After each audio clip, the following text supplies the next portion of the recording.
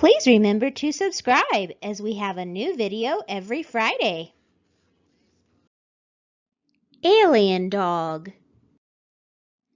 My parents said we could have a pet, and a dog is what my brother and I decided to get.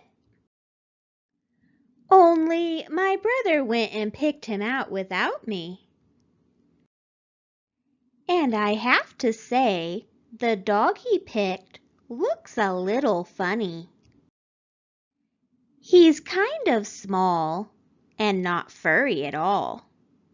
His skin is wet and shiny. When I pet him, he feels cold and slimy. I thought we could go for a walk, but he prefers to hop. He won't eat the dog food I buy, but he must be hungry because I saw him swallow a fly. He's light green and his collar doesn't fit. I threw him a ball, but he just sat there saying, "Ribbit." My brother says he's an alien dog, but I think he looks an awful lot like a frog. This has been Popcorn Storytime.